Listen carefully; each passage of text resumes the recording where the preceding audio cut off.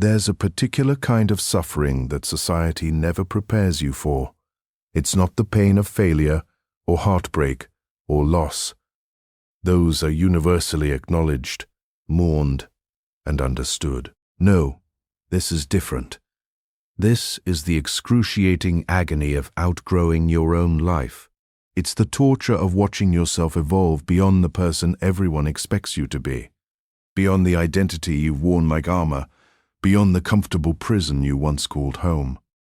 Carl Jung named this process individuation, and he warned us, it's the loneliest, most brutal psychological journey you ever undertake. Because when you commit to becoming who you truly are, you don't just change, you annihilate the false self that everyone fell in love with. And that devastation, nobody talks about that. Right now, somewhere deep inside you, there's a version of yourself screaming to break free. You feel it in those moments of quiet desperation, when you're playing the role everyone assigned you, smiling through conversations that bore you to tears, maintaining relationships that drain your soul, performing success in ways that leave you empty. There's a part of you that knows this isn't it. This isn't what you came here for. This isn't the fullness of your potential or the depth of your truth. But acknowledging that means facing the most terrifying question you'll ever ask yourself. If I'm not who I've been pretending to be, then who am I? Jung understood this terror intimately. In his own life, he experienced what he called his confrontation with the unconscious, a period where everything he thought he knew about himself shattered. His professional identity, his relationships, his sense of reality, all of it collapsed. He descended into what felt like madness, and on the other side, he emerged as someone entirely different. Not better or worse, but authentic, uncompromisingly real. And that transformation cost him everything comfortable. Friends abandoned him. Colleagues called him crazy. The world he'd built crumbled. But he discovered something that changed psychology forever. The pain of staying the same eventually exceeds the pain of transformation. The question is never whether you'll suffer. It's whether you'll suffer meaninglessly in stagnation or purposefully in evolution. This is the conspiracy of silence around individuation. Everyone celebrates the result, the self-actualized person, the authentic individual, the one who found themselves.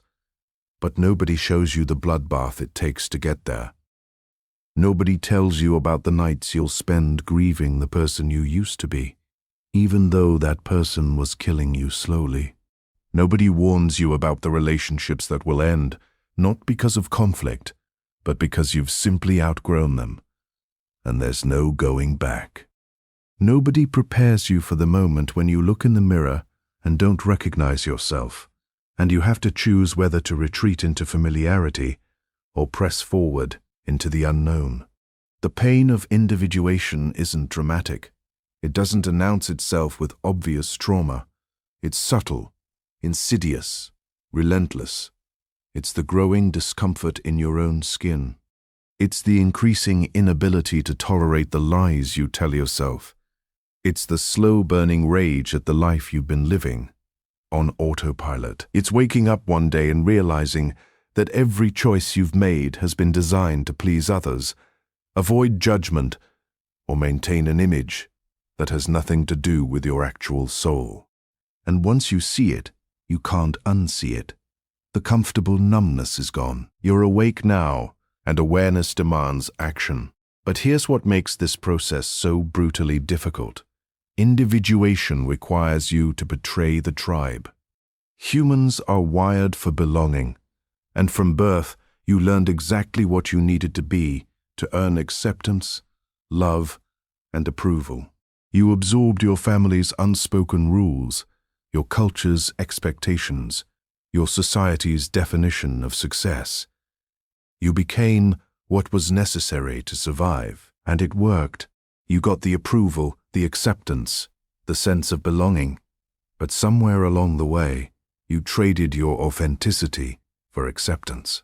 You buried the parts of yourself that didn't fit.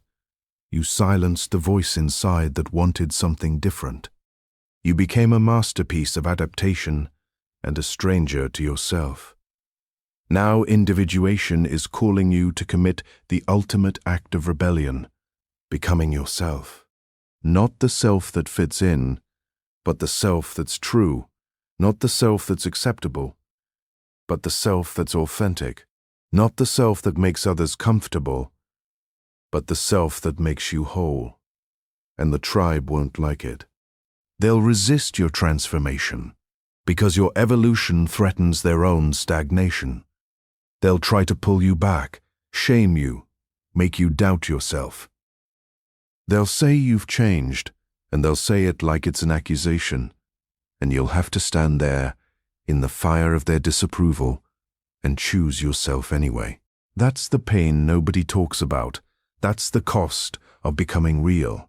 The truth that will either destroy you or set you free is this: you cannot individuate without loss. You will lose people. You will lose certainty. You will lose the comfortable identity you've worn for years. You will lose the future you thought you were building. And in that loss, in that terrifying void, you will finally have the space to discover who you actually are, beneath all the conditioning, all the performance, all the fear. Jung called this the death and rebirth of the self, and he meant it literally. The person you've been must die so the person you're meant to be can emerge. There is no gentle version of this. There is no pain-free path to authenticity. There is only the choice: die the slow death of conformity, or endure the brutal birth of your true self. Here's what happens when you choose individuation, when you step onto this path, knowing full well the suffering it will bring. First, you experience what Jung called the disintegration of the persona. The mask you've worn crumbles, and suddenly you're exposed, raw, vulnerable, in ways that terrify you. Everything you used to hide behind, your job title, your relationship status, your achievements, your reputation, all of it starts to feel hollow because you've touched something deeper. You've glimpsed your essential self, and now all the superficial identities feel like costumes you can't force yourself to wear anymore. This phase is disorienting, nauseating even, because you don't yet know who you are without these identities, but you can no longer pretend they define you. Then comes the isolation. This is where most people turn back, because as you individuate, as you strip away the false layers and start living from your authentic core, the distance between you and others becomes painfully obvious. Conversations that used to satisfy you now feel suffocating. Relationships that used to fulfill you now feel confining. Activities that used to excite you now feel meaningless. And the people in your life notice. They feel you pulling away, changing, becoming eoni. They don't recognize, and their fear masquerades as concern. They'll tell you they're worried about you. They'll say you're not yourself. They'll try to rescue you from the very transformation that's saving your life, and you'll have to choose between their comfort and your authenticity. You'll have to choose between staying small to keep them close or growing into yourself and facing loneliness. But here's the paradox Jung discovered. This loneliness isn't emptiness, it's fullness. For the first time in your life, you're alone with your actual self. Not the performed version, not the people-pleasing version, not the traumatized version hiding behind defenses. You're meeting the essential you, stripped of all pretense and conditioning. And yes, it's lonely because most people never do this work. Most people live and die without ever meeting themselves. But in that loneliness, you discover something extraordinary. You're not who you thought you were. You're not the sum of your wounds, your achievements, your relationships, or your roles. You're something far more expansive, complex, and powerful than the narrow identity you've been living. This is when the real work begins. Jung called it the integration of the unconscious, the process of reclaiming all the parts of yourself you've disowned, denied, or repressed. Remember that shadow work we talked about. It intensifies here, because individuation demands that you become whole, not perfect. It demands that you integrate your darkness with your light, your weakness with your strength, your failure with your success. You can't individuate by becoming some idealized version of yourself.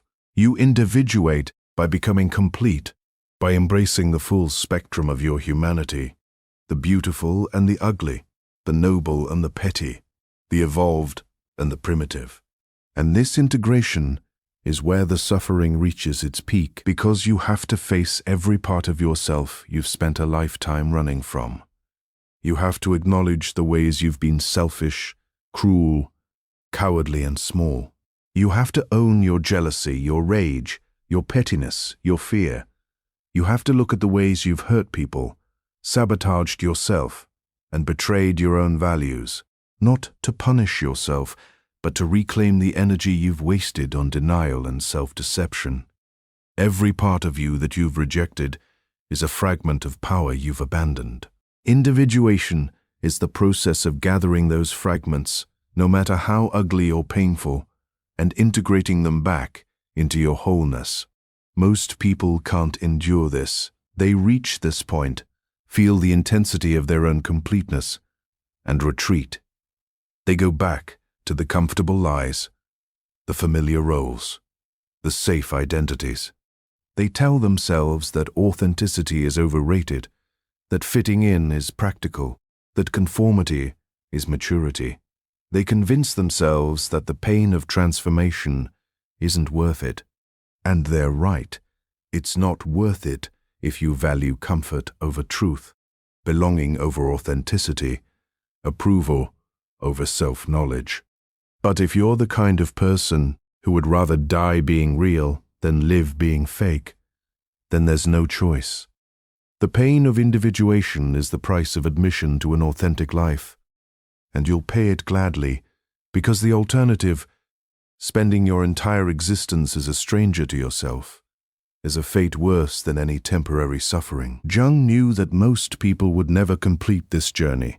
He knew that individuation requires a level of courage, resilience, and commitment that few possess.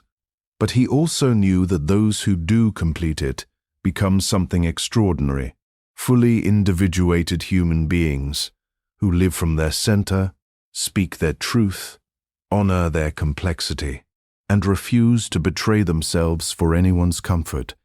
These are the people who change the world, not because they're perfect, but because they're real.